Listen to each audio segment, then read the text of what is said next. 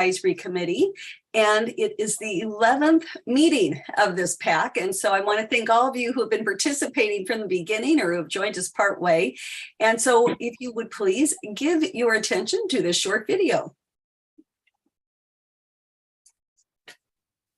Due to COVID-19, this meeting will be conducted as a Zoom meeting pursuant to the provisions of Assembly Bill 361, which suspends certain requirements of the Brown Act. This meeting is being live streamed on the CCTA website. The chair will call upon members, staff, and other speakers by name. Please speak clearly and state your name before giving comments or remarks. Persons participating via Zoom with their cameras enabled are reminded that their activities are visible to viewers. Members participating by Zoom wishing to speak should physically raise their hand and unmute their mic when called upon. Members should mute their mics when done speaking. Citizens participating by Zoom wishing to speak should use the Raise Hand feature or dial *9 if participating via phone, and the chair or staff will call upon them at the appropriate time. Citizens will have 3 minutes to speak. After 3 minutes, staff will lower their hand and mute their mic. Participants via phone will be called upon by the last 4 digits of their phone number. It is requested that public speakers state their names and organization, but providing such information is voluntary. Written public comments received in accordance with the teleconferencing special notice for public comment guidelines are printed on the meeting agenda.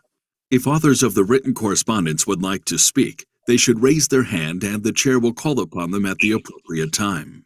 All written correspondence received after that and during the meeting will be entered into the record.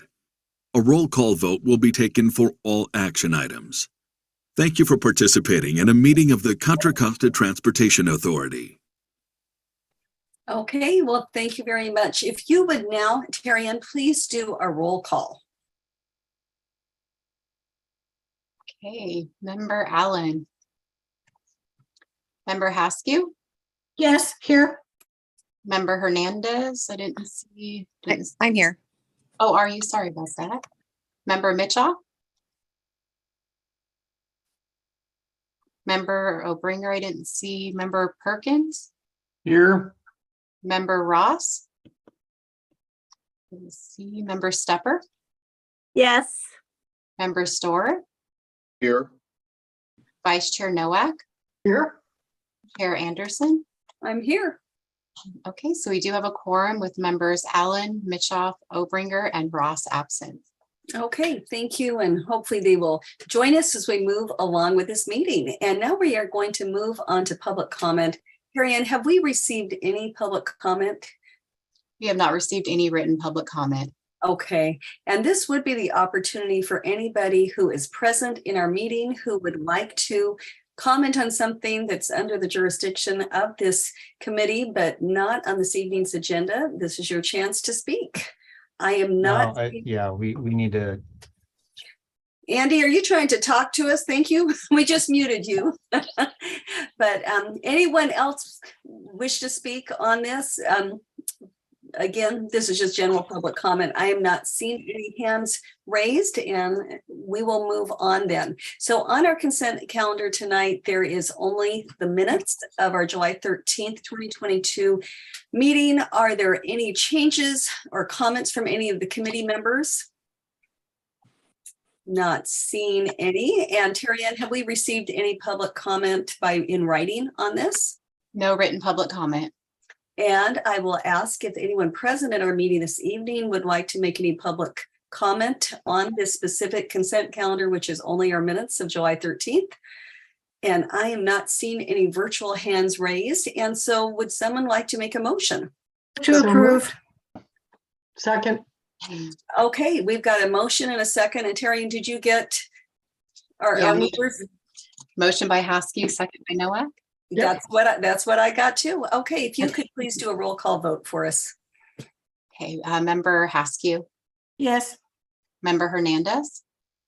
Yes. Member Obringer. I saw her coming in. Did she leave again? She maybe left. Okay, Member Perkins. Member Perkins.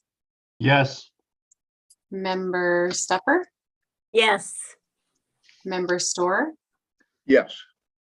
Vice Chair Noack, Yes. Chair Anderson, Yes. okay, Member Obringer, Believe it should be McGallion. okay. Voting for Obringer. Concord. Sorry. Okay, I saw Okay. Member Obringer come in too, but I think she left again. So, okay, so motion passes unanimously with members Allen, Mitchoff, and Ross absent. Okay, great. Thank you. So we will move on then to our regular agenda items. And the first item tonight is for discussion, of course, is an informational. It is going to be presented by Stephanie Hu to provide an update on the Innovate 680 program and project. So Stephanie, why don't you go ahead? Thanks, Chair Anderson, and Carlos, if you can pull up the slides. Thank you. Great. Next slide, please. So I'm just going to provide the update as usual for this meeting. Next slide, please, Carlos. This should look super familiar by now, or maybe in fact have it memorized, but the goal for the project or program are shown on this slide. Our program is a performance-based program with looking at our corridor in a comprehensive manner to meet these goals. And they are to improve safety, connectivity, efficiency, and reliability of the 680 corridor, and also preparing it for the future, providing accessible mobility options to encourage mode shift and also improve air quality along the corridor. Next slide, please. So these are the 6 projects or initial projects that we started the program with, and I will give a quick update in the next 2 slides. So next slide, Carlos. For the northbound express lanes, the team has submitted a proposal for VMT mitigation to Caltrans.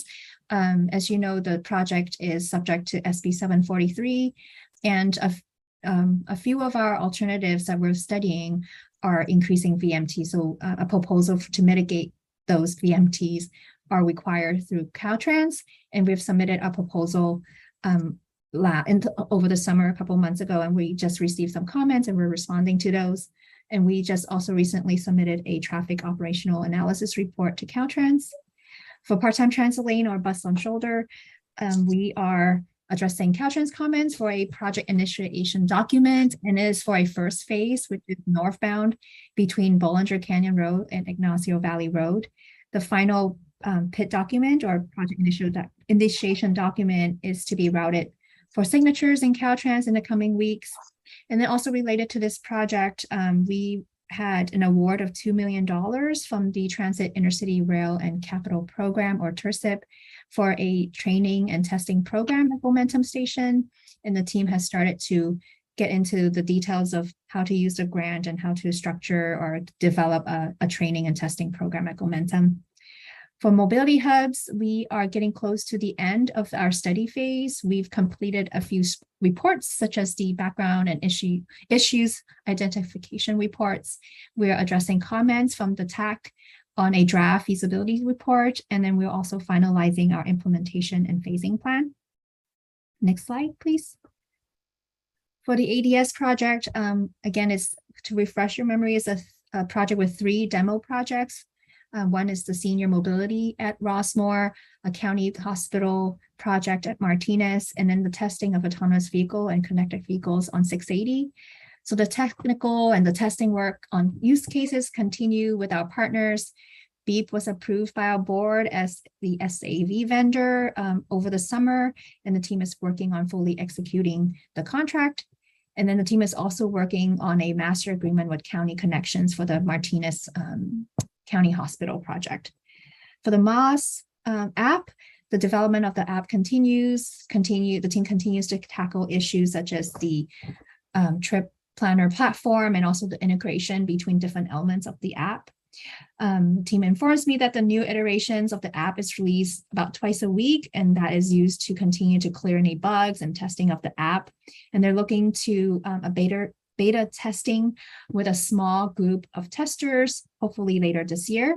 And then CCTA staff will be taking an agreement with County Connection to the board next week, and this will allow the work on integration of connection protection platform to begin. The Advanced Technology Project now has 2 projects under its umbrella. The first one is the Coordinated Adaptive Ramp Metering, or CARM, which we'll hear later this evening, and also the Coordinated Adaptive Traffic Signal, or CATS. So for CARM, we continue to coordinate with Caltrans' own ramp metering project they have on the books. And the goal is to really integrate these 2 projects so we can put them out in construction at the same time. So we continue to coordinate with Caltrans staff. And the CARM project has started its own project concept of operations document. For CATS, the project team has also started its own project concept of operations, and the team members have been collecting existing traffic signal inventory data from our local jurisdictions, and as they begin the concept of operations work, and we'll continue to collaborate and coordinate with the local agencies as we develop the ConOps. I think that ends that's the next, and my last slide, I think. So questions or comments about the updates? I'm happy to take them if there are any.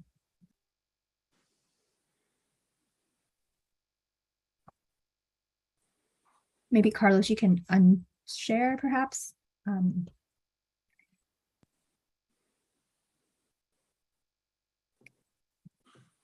Okay, are there any questions? I have not seen any.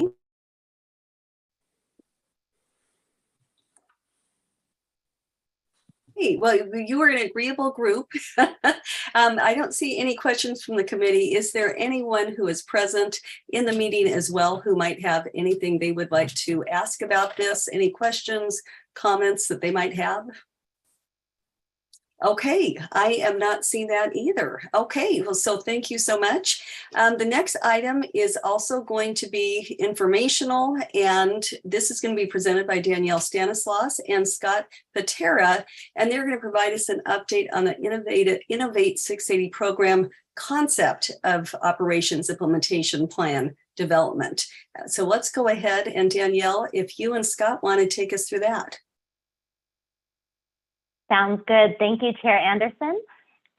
All right, so I'm going to go first and give a little bit of a backdrop in terms of where we're at with developing the implementation plan for the Innovate 680 program.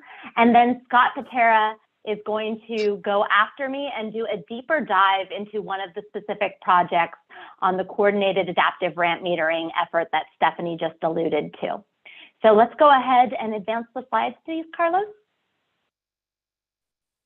So first, we want to continue to kind of thread the needle in terms of operations and maintenance policy issues that you all have been discussing over the last series of meetings, because this really is a key component and it's a make or break item in terms of how the program is going to operate and run and live on.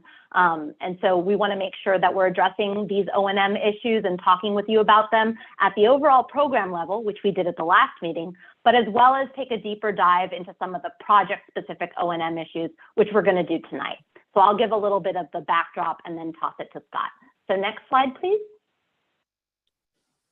So this is the vision for the implementation plan, and you guys have seen this slide before, but I think it's always important for us to just understand that for Innovate 680, it is so fundamentally different to do a program level concept of operations. You heard Stephanie talk a lot about project-specific concepts of operations, and those are indeed important.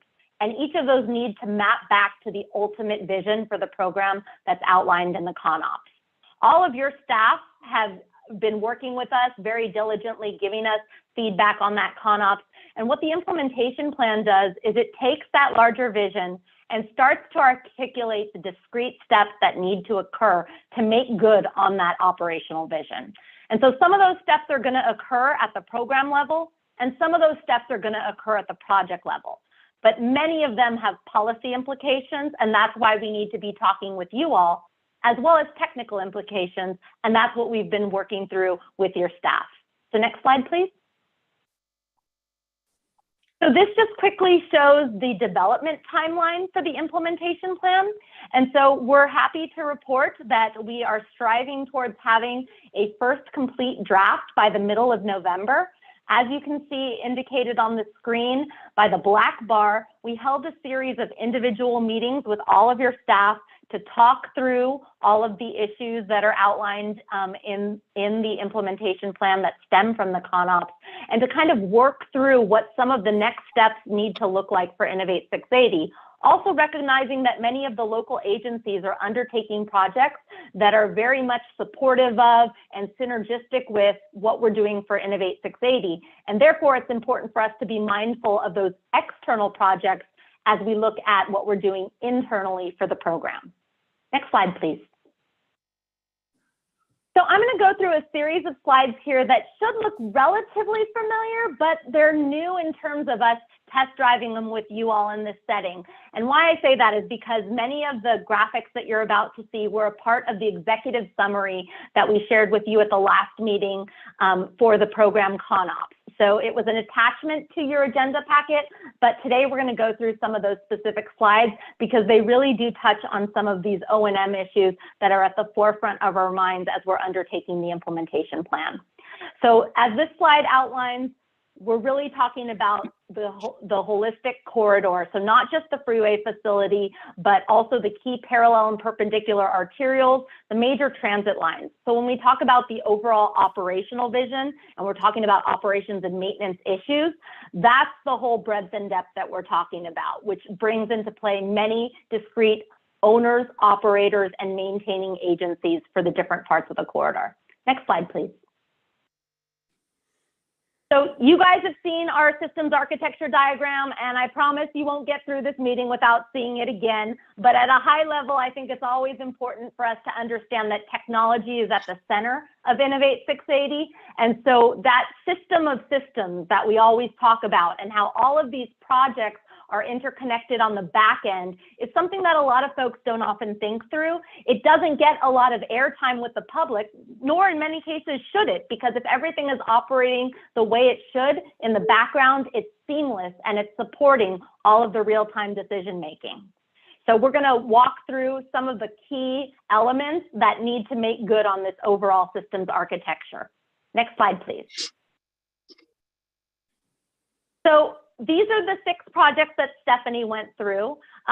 What we're about to do when we go through some of the other O&M issues is we're going to actually dive in more deeply on this very cool graphic that outlines all the different connectivity system components, and it's going to allow us to focus in on some of these key O&M issues.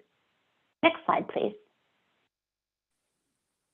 So first up is the decision support system. So we kind of zoomed in on that operations center graphic that was in the last slide.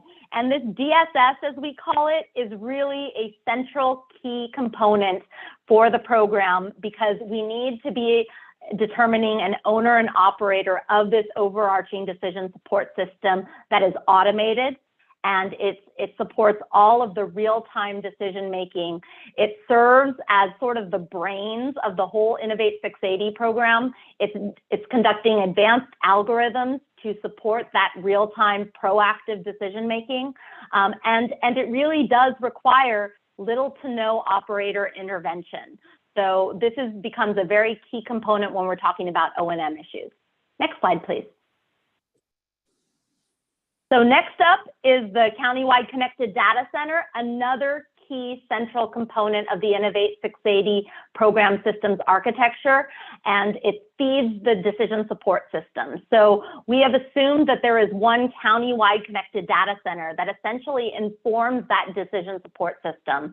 That connected data center is going to have real-time data being input from the existing regional agencies, but also from many of the different projects that are coming online as a part of Innovate 680. The countywide connected data center requires a constant feed. It requires a constant feed of real-time information coming from all these disparate owners and operators of the different components of the facility. So this becomes a very key component, and just like the DSS, we have to figure out who the owner, operator, and maintainer of this countywide connected data center is going to be. Next slide, please. So Stephanie mentioned this earlier when she went over the goals, and that is, since Innovate 680 is performance-based, the notion of ongoing corridor and system performance monitoring is at the heart of Innovate 680. And the countywide connected data center will support some of that ongoing corridor and system performance monitoring, since it is indeed taking in that data. But we also need to be having staff that are analyzing the data and providing those sort of performance reports at the different levels to the different committees and audiences to support future enhanced decision-making. So when we say system performance monitoring, it's going to support real-time operational decision-making, but it's also going to support investment decision-making and planning decision-making. Next slide, please. So next up, when we talk about O&M, and you guys have talked about this at length, so I'm not going to belabor it, but we know that Innovate 680, along with that automated system, is the notion of delegated control. So, you know, stakeholders needing to cooperate and allow for the provision of delegation of control during certain circumstances to certain other systems in order to get the corridor to operate holistically as it's intended. So today we're going to talk about some of that vis-a-vis the coordinated adaptive ramp metering component, but there are many other elements of the Innovate 680 program that are predicated on some amount of delegated and automated control. We've heard you loud and clear, obviously devil's in the details on this, but as we advance the program and some of the key project components, we're going to need to work with you all and your staff on fleshing out the standard operating procedures, such as relationships to incident management protocols, and what that delegated and automated control is truly going to look like. So this is very much an O&M issue for us to grapple with in the implementation plan. Next slide, please. So no surprise that since this is a very much technology-driven program, that shared network communications is also a key O&M issue that's threaded all throughout the project and is a key cornerstone for the entire program, because we need to have a complete communications backbone that is being utilized to transmit all of those different data feeds that support that systems architecture diagram. So we're looking at the use of existing fiber network, but as well as other communications technologies that can serve that purpose. Next slide, please. Okay, and we've also talked about this. In fact, at your last meeting in July, we heard from Houston Transtar about their operations center, about what a joint regional TMC or an enhanced county level transportation management center could look like. So we've always said that while many of the functions of Innovate 680 probably can and should be hosted in the cloud, there is a need for some functions to be housed together with real-time staff sitting there to oversee the system, to make sure it's doing what it needs to be doing, and to intervene if and when necessary. So, you know, we heard from Houston Transtar and what it looks like in the Houston area, and we want to continue to explore what some sort of operations center could look like for the Innovate 680 program and how that evolves over time. It could start as a small footprint center to begin with in the short term and grow as needed as the program grows. So that's at the forefront for O&M as well. Next slide, please. And what goes hand in hand with an operations center is a system operator sitting there really being responsible for overseeing those real-time decision-making, those operations and maintenance activities, overseeing the asset management that supports those ITS or intelligence transportation system elements that really are comprising the Innovate 680 program.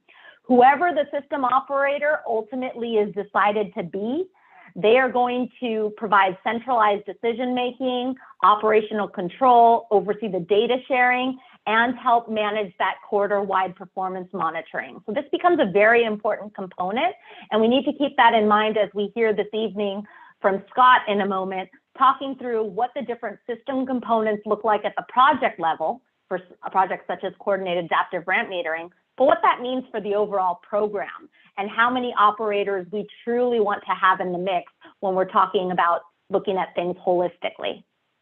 Next slide, please. So this just kind of wraps it all up in a nutshell, which is to say that all of these issues around operations and maintenance point towards the need for permanent active management of the program. And so a long-term commitment from all involved is going to be needed. Like you always have heard us saying, operations and O&M is never a one and done. It's an ongoing commitment. It's a new role that CCTA possibly is stepping into. And so that's something that needs to have careful thought given towards it. And it needs to have support from all of you, all of the agencies and leadership at all levels. Next slide, please. So I know this is your favorite slide, but this is actually the nice segue for me to hand it off to Scott, which is just to draw your attention to some of the elements of our actual systems architecture diagram. And I'm going to draw your eye towards the bottom of the orange square with what's shown in red. And you see it within the orange square is managed freeways, but you see a red line connecting just outside the square to something that's called coordinated adaptive ramp metering. And so as Stephanie alluded to, Caltrans has a job on the books that's a part of their SHOP program, their State Highway Operations Protection Preservation Program, that's been on the books for the 680 corridor to do the more traditional ramp metering. Well, you all have heard from us before about how we wanted to take a different approach given some of the issues that have occurred and some of the challenges that have been seen with the more traditional ramp metering. And so we're looking to turn that kind of on its head and have a more proactive, smarter approach, if you will, to ramp metering. And so that's why the Caltrans job and the CARM effort are looking to have their schedules synced up. So when you start talking about it, it kind of backs its way into the systems architecture diagram and into some of the key components of the program. And so that's why this conversation around O&M and what does O&M look like at the project level versus the program level is something we wanted to have with you all today. So with that, I'm going to introduce Scott Patera from WSP, but today he's wearing his hat as an extension of staff for the Colorado DOT.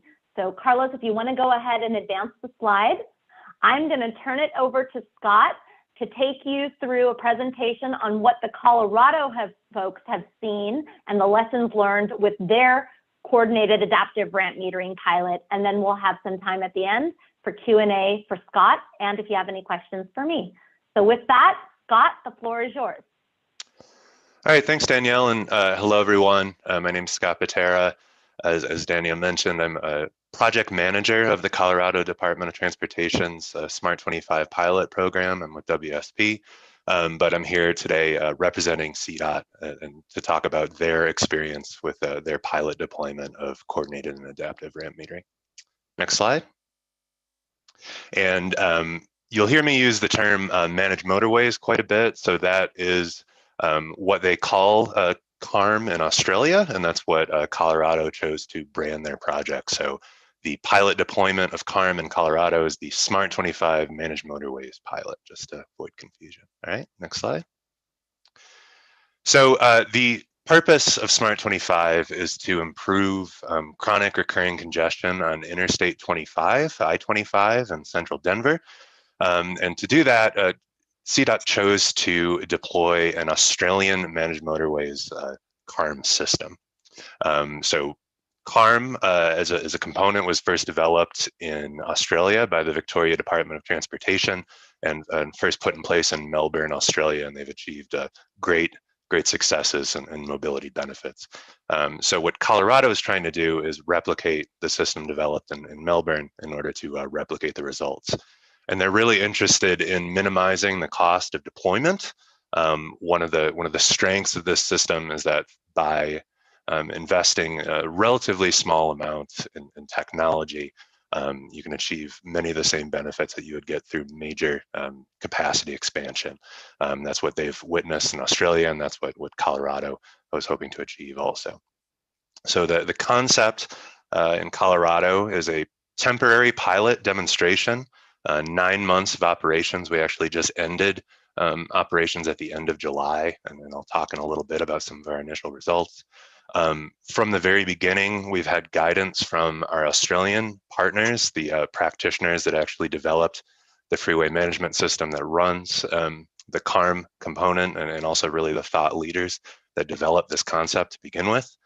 And as I mentioned, we finished operations, but we're in the midst right now of crunching numbers and putting together a performance evaluation report And we're going to work with CDOT to help them interpret the evaluation report and help guide them to figure out what to do next when it comes to CARM.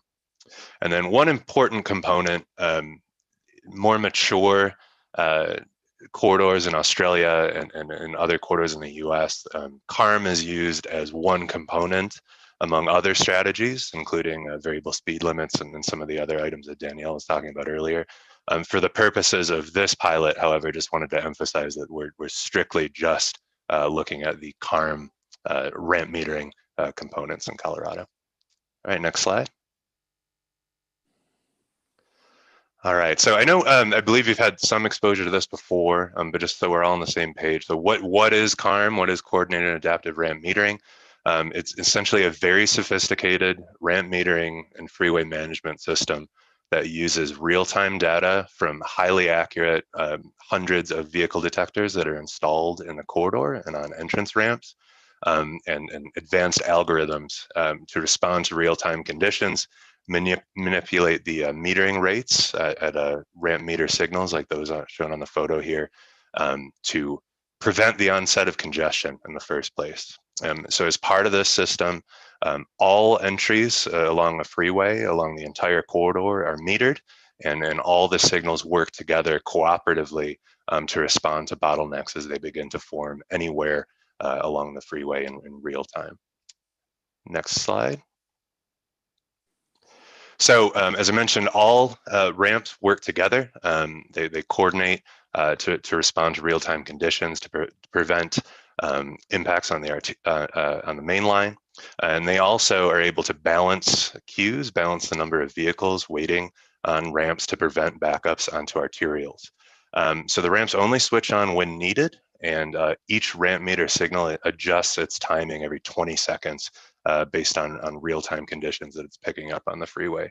So this very confusing, very messy chart that you see on the slide here, it's meant to show how messy traffic data really is when you look at the 20-second level.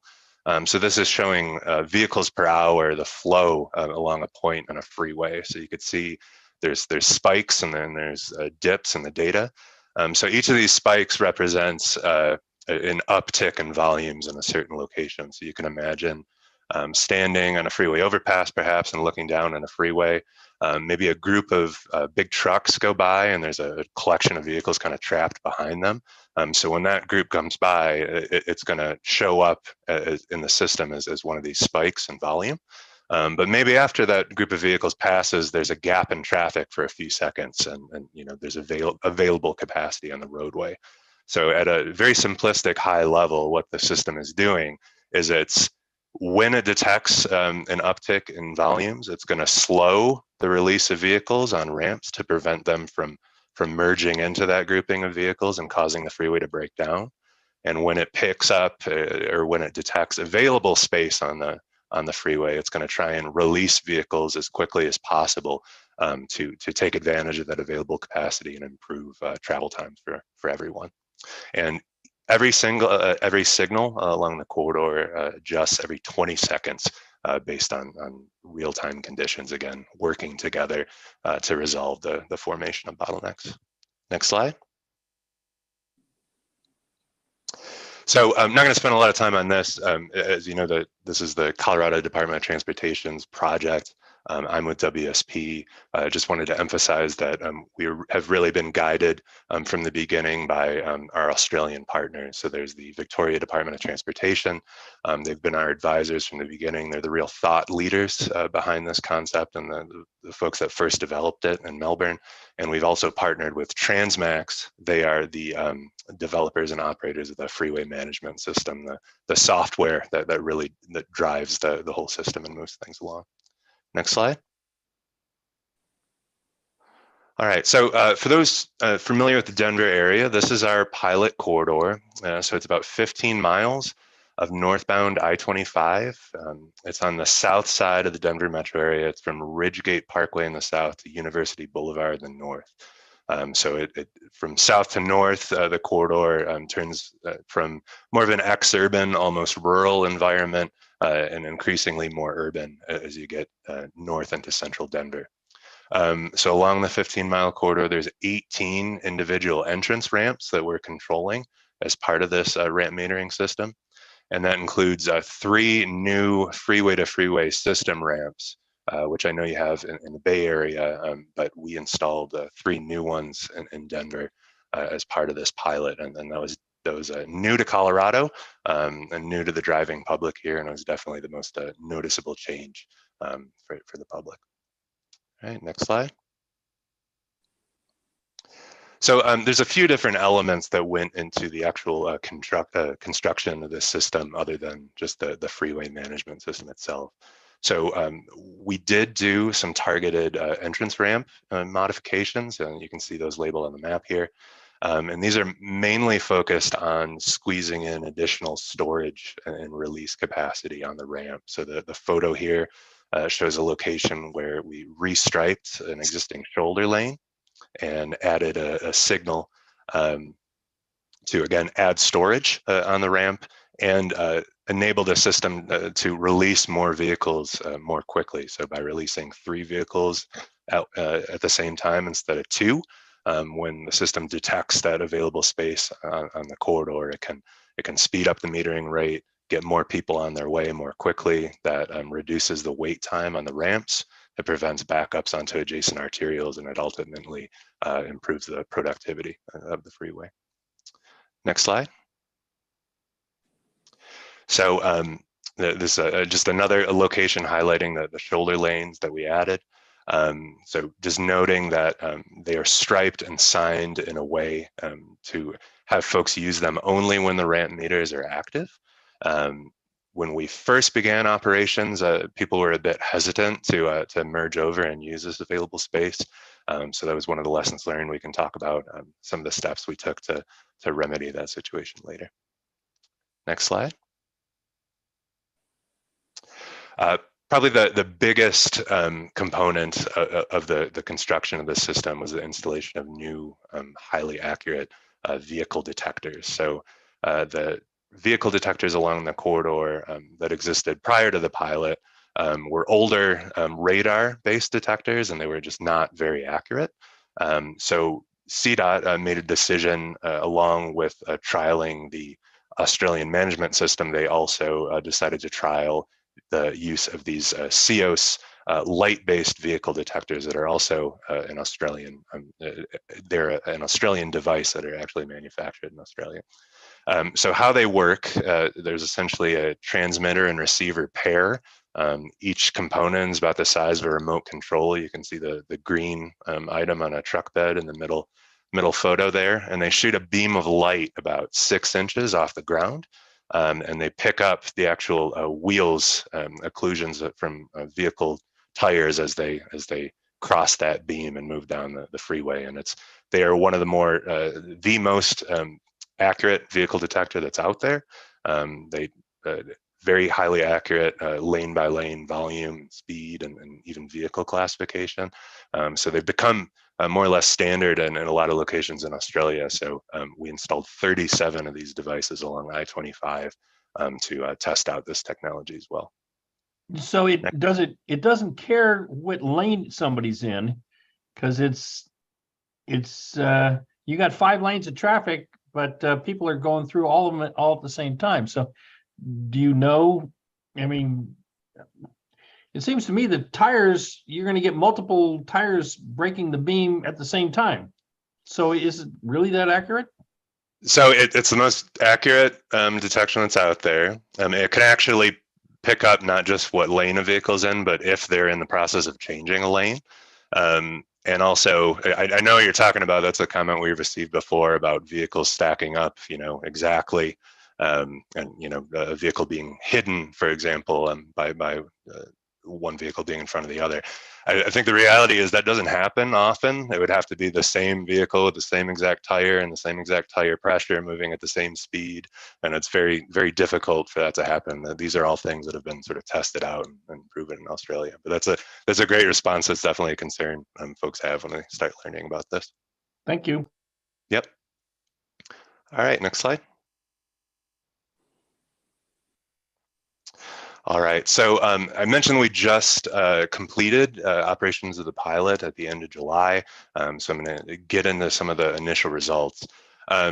One thing I wanted to mention is what we're doing is comparing our CARM operations that were 9 months and mostly in 2022 to our baseline conditions in 2021. So we're comparing the CDOT legacy ramp metering system, there are already ramp meters in the corridor, to our more advanced CARM system.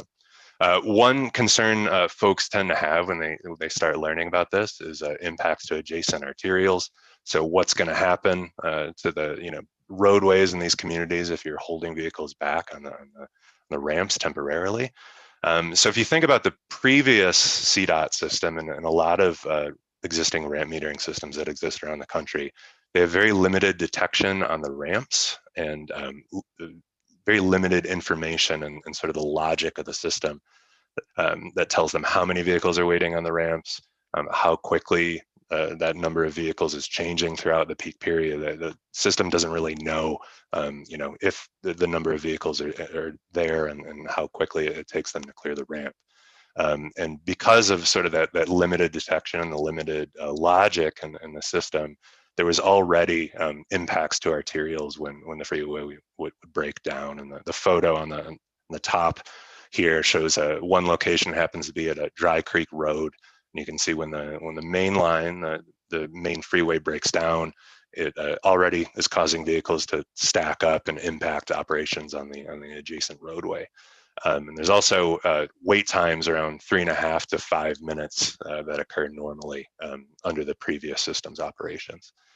Our managed motorway CARM system that we put in place in 2022, one component of it is that additional detection that I talked about, so that there's more data points along the ramp.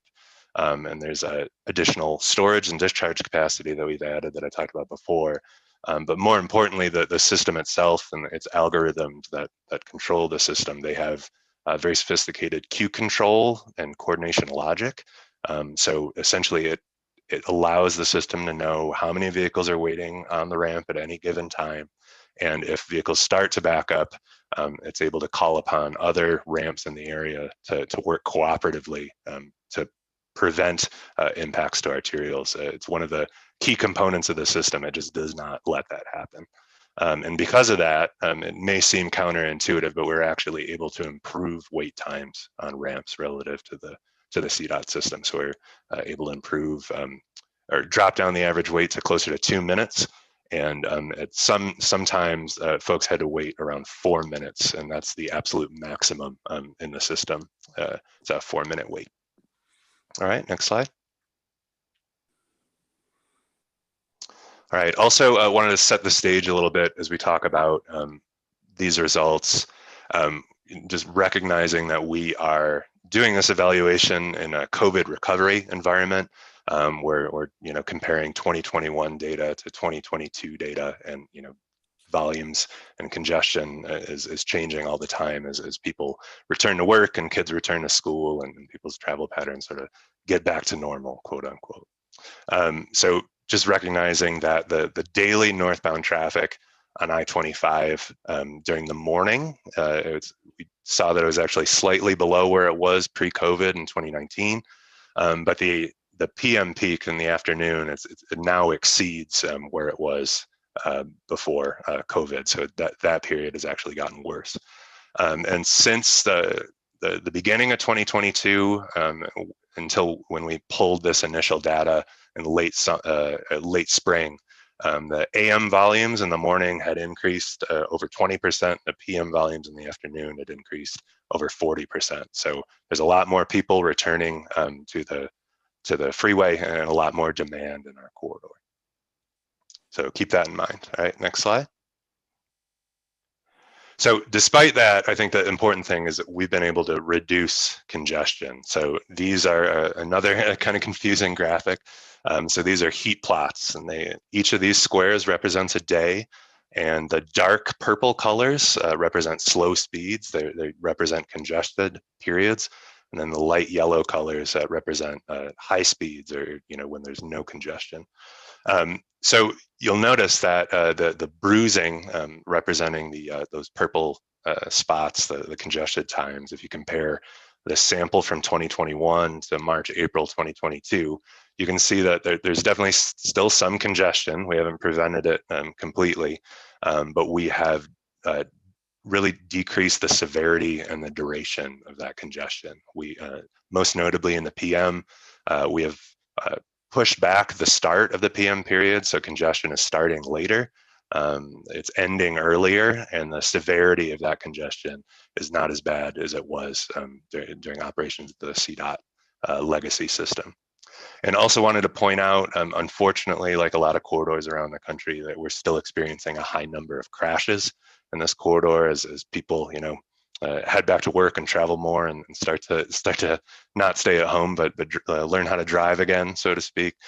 So unfortunately, that's a reality we've dealt with, and it's impacting our evaluation. But we're not alone. It seems to be commonplace around the country, unfortunately, an uptick in crashes as people start driving more. All right, next slide. So probably the most compelling initial results, though, as we start to look at this data, has to do with just travel times that people are experiencing. So in the morning, despite the increase in volumes, we've been able to hold things steady. So the actual travel time in the morning has remained largely unchanged. It takes about 14 minutes to drive the whole corridor. So we consider that a big win, considering the increases in volume. We've been able to maintain travel times. It gets more compelling, though, in the afternoon, evening rush hour. So we've actually been able to reduce travel times through this new coordinated adaptive ramp metering system by 20%, and we've really been able to improve reliability by over 30%. You can see on that bottom chart that shows travel time delay throughout the day. The green line represents the full operation, so you can see travel times are lower during the peak periods, and congestion is starting later in the afternoon and ending earlier in the evening. And then also just noting that during the middle of the day, we've been able to effectively eliminate any moderate congestion that was happening during the midday period between peaks. All right, next slide. All right, so acknowledging that CDOT they are going through the first application of this system in the US. From the very beginning, they've made a commitment to showcase this pilot and share their experiences with other agencies.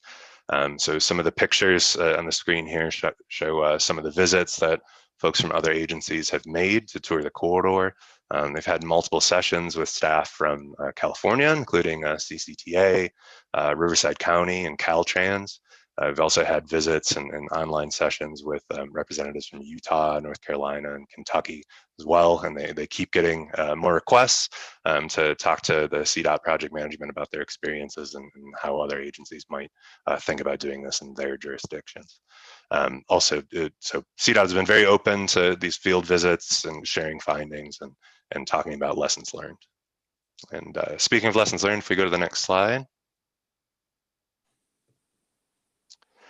So now that the pilot's over, I've been working with the CDOT project team, and we're putting a lot of effort into sort of documenting our lessons learned and thinking about how things could have been differently, that could have been done differently, and maybe could be treated differently in the future. So in terms of stakeholder engagement, there was regular stakeholder engagement along the corridor with local agencies. So this map shows the jurisdictional environment that our corridor is in. So it actually touches 3 counties and about half a dozen different local jurisdictions, each of which has its own technical and traffic engineering staff and their own elected officials. And we've made an effort to coordinate with them as much as possible. We actually had a working group put together that we met with bi-monthly during planning and design, and monthly during operations.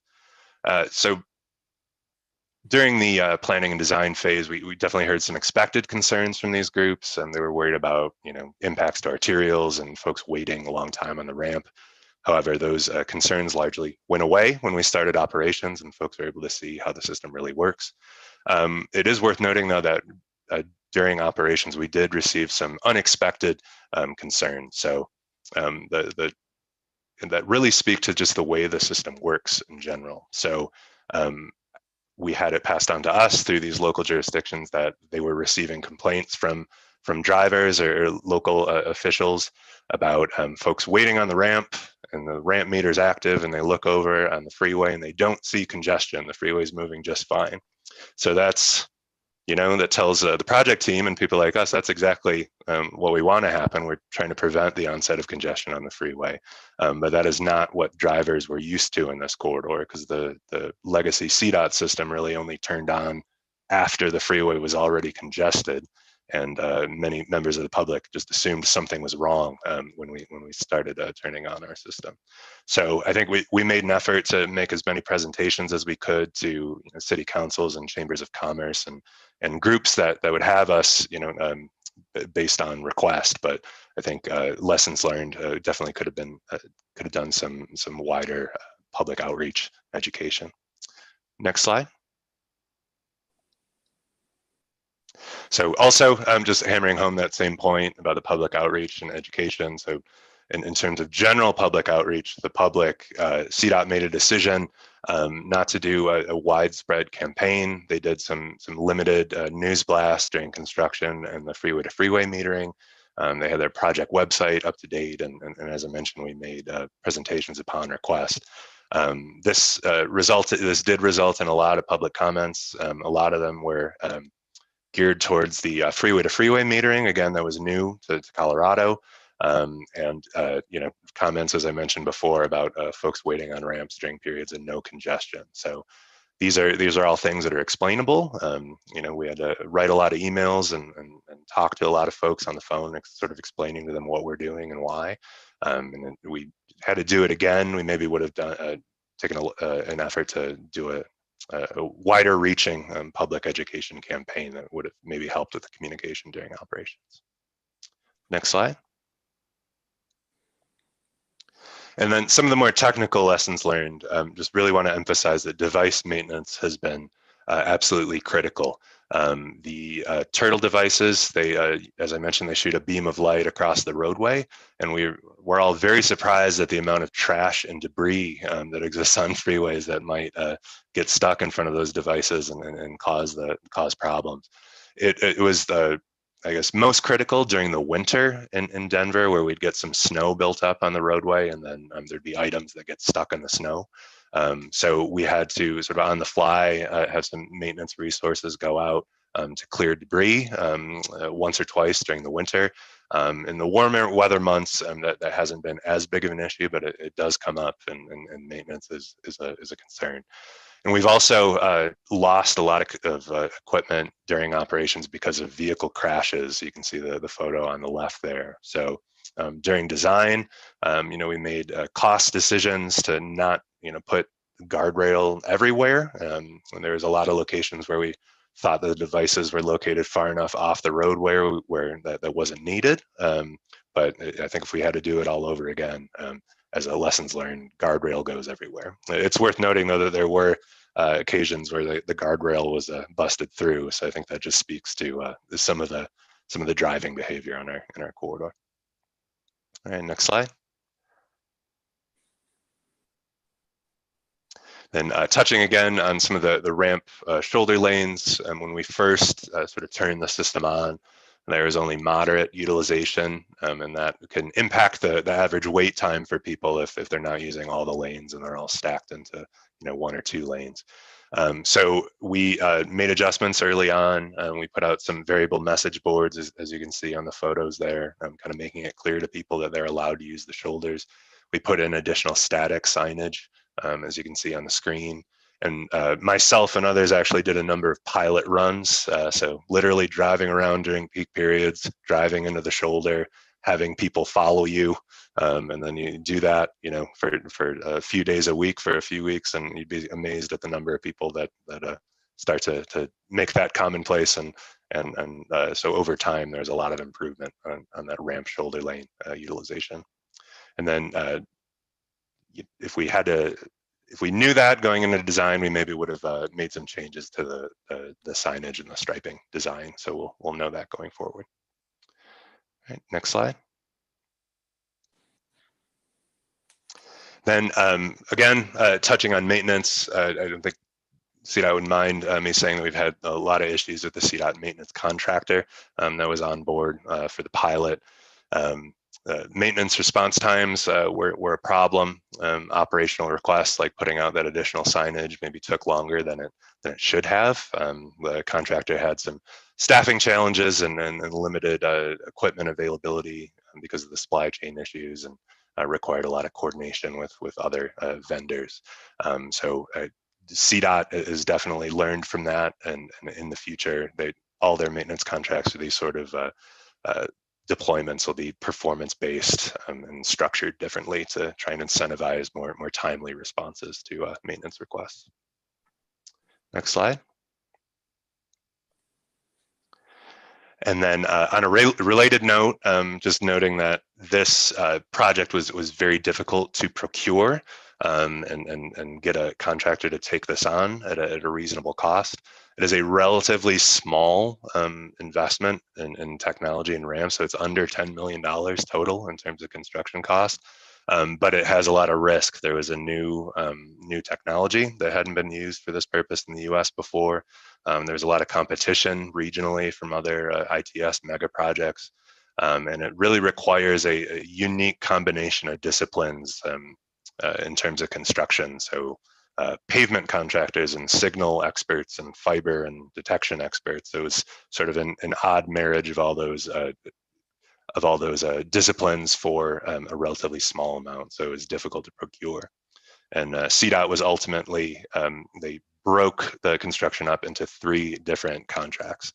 One for the physical components, the ramp widening and striping, one for all the ITS infrastructure and some fiber installation, and then a separate vendor agreement to actually install those light-based turtle detectors on the main line. All right, next slide. All right, I think that's an overview of some of the initial results and background and lessons learned from Smart 25 in Colorado, and I'm available to answer any questions. Do you expect to proceed with a larger implementation throughout the Denver area? There's been some interest from folks at CDOT. Full disclosure, you know, we're still working on our formal performance evaluation now. We haven't completed all our updates to CDOT management. So I can tell you there's interest from some within CDOT to see that happen, but ultimately it's unclear where CDOT is going to want to go, and that's part of our job to help guide them through that process. Yeah, well, with $10 million on 18 miles, it's probably in excess of $100 million to do the entire Denver interstate system, I would think. It would definitely, yeah. You know, it's one corridor in a large metro area, so to do this full scale, it would definitely take some time. Did you get feedback from the general public on the success of the project? Could people, you know, the general public, despite the data and your heat, you know, charts and stuff, did people feel like there was a real change during that time? Yeah, that we've definitely heard comments either directly from those stakeholder groups we talked to, or passing comments on that there is a, you know, it's anecdotal, but there was a noticeable change in performance on the main line. Unfortunately, as the the CDOT outreach people have assured me, not many people like to call CDOT and tell them that they're doing a great job. So those were limited, and it's hard to kind of, you know, suss out those comments among the complaints. But we have heard that repeatedly, that people had noticed an improvement on the main line. So. Okay, Karen, I'm going to call on people just because it keeps it simpler. Karen, go ahead. And then it looks like Tim, you have a question after. Just a quick question for him. So you have these other states come and look at this too. Have any of them offered some feedback now that they've gone back to Utah, Kentucky, and Carolina? Feedback in terms of? Have they made some changes that they could share back with you? Oh, I don't, we just ended operations in July. So I don't think they've, you know, made it any changes yet. All I could say is there's definitely a lot of interest, and we continue to talk to them. So Thank you. Hey, Tim. And I was curious on kind of the whole driver behavior thing. Looks like you've had a whole range of things happening, but the use of shoulders, and then as it relates with, are they allowed to, are they not allowed to? Has that kind of, it sounds like you were saying you had to drive around to kind of show people it's okay. But what's been kind of the law enforcement component to it for kind of the people that use the shoulders when they're not supposed to, and then kind of saying, hey, it's okay at this point, but it's not okay over here. What's that implementation look like? yeah, so that's part of the reason that they're striped the way they are. So if you remember in the photos, it's a solid white line. So I think in reality that hasn't been a problem. So if you see the signals, red in front of you and you pull on a ramp and there's cars waiting, you might be compelled to use the shoulder lane. If the signals are not active and the ramp is clear, there's no vehicles waiting, then you would be traveling at a higher speed and you really would have no reason to get over to the shoulder. You'd almost be going out of the way to do that.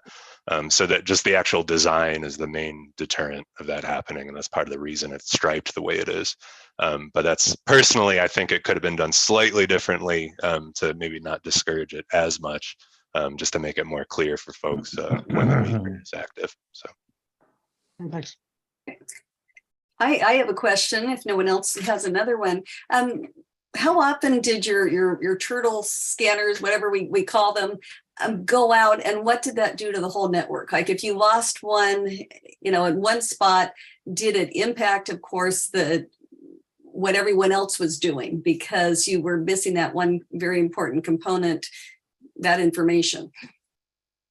Yeah, so great question. So in practice, so if one or two detectors out of the 37 went out, obviously they need to be cleared and looked at and brought back online, but it didn't really degrade performance all that much. Each ramp is responding to behavior based on what's happening throughout the entire corridor, not just one detector. So obviously the more of those you lose, the more degraded performance becomes. And during January, for example, we had a lot of snow in Colorado. I know, big surprise, but there was some consistent snowstorms every week throughout January. So how the system would act is the snow would cover up the detectors on a snow day, and then the system would essentially turn off. And we essentially let that happen in terms of policy because it's a snow day anyways. And then over the next 24 to 48 hours, luckily, when there's not a snowstorm in Denver, weather's pretty mild, so the snow melts quickly, and then more and more detectors would, become available and come online, and the system sort of slowly comes back to life. If that period lasts, I believe it was 24, 36 hours. At that point, if there's no data available for the system to rely on, then it automatically reverts back to a more simplistic time of day schedule. So the meter's operating, but it's not behaving optimally. So that's one of the reasons why maintenance and that cleaning and that sort of thing happened more in the winter and not the spring. So. Okay, and sort of a follow-up question. Did you rely exclusively on the detectors to give you the data? There's so much other data, whether it be through Apple or Google, that, a Google map that is showing you congestion. Did you partner with any technology companies to get this additional data, or are you just relying solely on the detectors? So, yeah, great question. So the part of what Colorado is interested in piloting was the system in Australia, and that is purely relying on those in-pavement vehicle detectors. Only to the vehicle detectors. Okay. Do you anticipate, being the consultant company on this, that you would want to have other partnerships with the Googles, the Apples of the world, whoever's tracking our vehicles through our telephones and telling us how congested roads are? Any plans for that in the future? I think so. The important thing is the the accuracy of the data. So you need really lane by lane information at a 20-second level. So the system doesn't need to be a turtle. It doesn't need to be installed in the pavement. If that data is available in the future from a third-party provider or connected info coming from the vehicles themselves, I think that's definitely a possibility. But that's the reality is that doesn't exist at the moment. No, yeah, totally get that. Robert. Yeah, thank you, Candace. And Scott, excellent report. Couple questions. From start to finish, when you had the money in place, how long did the actual project, the work on the freeway take place? And was it done in phases, or did you do the whole 15-mile corridor at one time? So it's a complicated question. So the actual planning for the project started way back in 2016. And then the design phase happened in 2017, 2018. And then the construction happened in 2019 and 2020. So it was probably about 2 years total, but for the construction phase, but a lot of that had to do with the delays in procurement, as I mentioned. And it was done in phases, the different components, but not, it's not as though the southern end was done first and then the middle section and then the northern end. It was sort of the ramps were done, then the other devices, and then detectors, if that answers your question. So you took, let's say, 3-mile increments and completed that. I mean, I'm just picking a number, but they were done in smaller pieces. Yeah, it wasn't all done at once, though. Yeah, different components. All right, and then did I understand that it's a total of 15 miles and the cost was actually $10 million for the installation? For the construction components, yeah. So it gets a little complicated because the CDOT had added to the project a fiber upgrade, which is also part of the reason that construction took so long. But that was not part of our project cost. It was just another. We were doing work in the same corridor at the same time, so it made sense to combine the two projects. And then in your opinion, how much issues did it take? Did we disrupt our travelers while the 2 years of construction were going on, or did they not even know you were there? I think they largely didn't know. All the work, with a few exceptions, anything on the roadway was done overnight between 9 p.m. and 5 a.m. So excellent. All right, great. I appreciate the answers. Okay, other questions? Anyone else on the committee have questions? Not seen any hands. Terry-Ann, did we get any questions ahead of time in writing from anyone on this? No written public comment. Okay, and does anyone in the public wish to make any comments who are here? Non-committee members, the rest of you who are here. No public comment.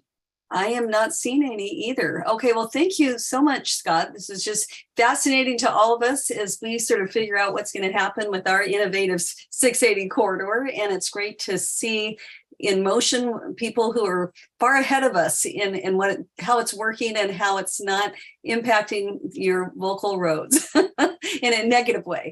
A positive way, yes, but negative way, because I think that's everyone's biggest fear is that somehow you doing those metering lights your way is going to have a negative impact on our roads in each of our cities and unincorporated counties. So, okay, well, thank you. So that is going to move on. We're going to move right on. I think we're going back to Danielle. Do you have additional? Where did Dan? Chair Anderson. So yes. The next item that's up for you guys is just if there is any additional PAC feedback from you all in relation to any additional items that you would like to see on future meeting agendas or anything else that you would like to share.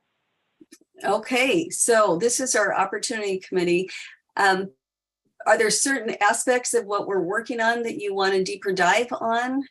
Are you enjoying these presentations from other parts of the country that are showing what they're doing? Sue, please go ahead.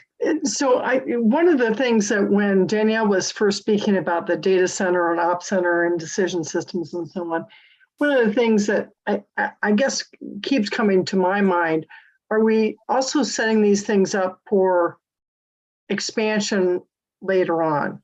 You know, we're looking at, this is, you know, we're looking at 680, but we've got 24, we've got 242, we have 4 coming through the county. Do we expect, are we thinking in the future far enough to say, when we're setting these things up, we're going to be setting it up for, you know, potential expansion later on to incorporate some other, and I think it's just a topic to be discussed at some point, policy-wise. Great point, especially as we continue to make improvements on those other roads. We always want to make sure if we have the ability to do sort of what we did on 680 in some areas where we have the wiring for the metering ramps, even if we didn't intend to activate them, you want to make sure you have that technology embedded where you know it could be useful. Yep, thanks. Okay, any other comments? Oh, Karen, please go ahead. Just in answer to the question you put on the table, are we interested in these things that are happening in these other states? I think that's really critical and important that we can tell our the people in California as we work on this, that some of these things are being tested other places first, and we're taking advantage of those experiences and sharing ours. Okay, yeah, and I agree with you 100%. It really is helpful for us to learn from others who are doing the same thing. Mm-hmm. Other comments from anybody? I am not seeing any committee members with their hands up, and we're on the small screen, but I'm not seeing your virtual hands up either. So let's go ahead then and move on. And we're just going to talk about too, I think we're looking at our calendar at this point. This is a short meeting tonight. We're doing well. It is. Carlos, do you want to pull the slides back up? This next item? Oh. And please go ahead, one more slide. So since this is already your last meeting of 2022, as per usual process, we'd like to get your approval for the proposed 2023 PAC meeting dates. So as most of you are familiar with, you meet once a quarter. We select a Wednesday where you're not typically in other CCTA board meetings or committee meetings. And so we usually block the time for 2 hours, although we try to get you out sooner than that. So you can see the proposed dates are in February, April, July, and October. So like I said, the ultimate recommendation would be to approve these dates, and then we would go ahead and make sure to get those calendars.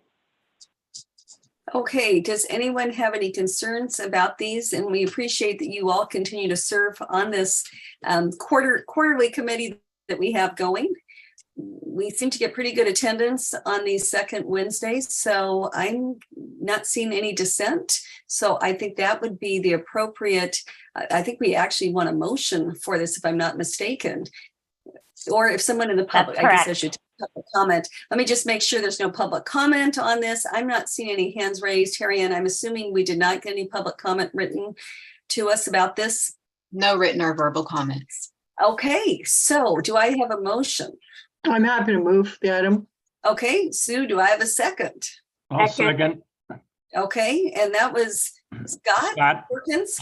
Okay, so could please do a roll call vote.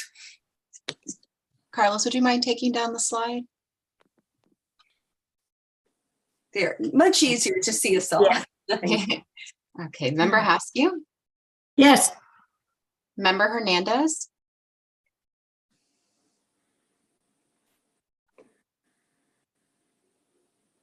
I lost her. Member Obringer?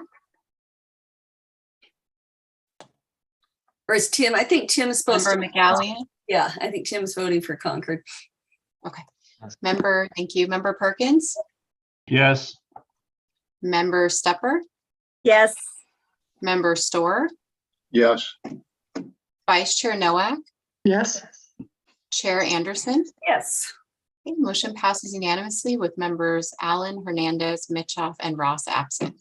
Okay, great. Normally we would go into correspondence, but we have no correspondence in our packet. And so in record time for this committee, we are going to stand adjourned unless I'm missing something. Have I missed anything? Okay. You are good. No. Thank you all for being here this evening. And thank you to the staff who put these presentations together for us. Much appreciated. So see you all soon. Bye-bye. Thank you. Have a good night. Thank you.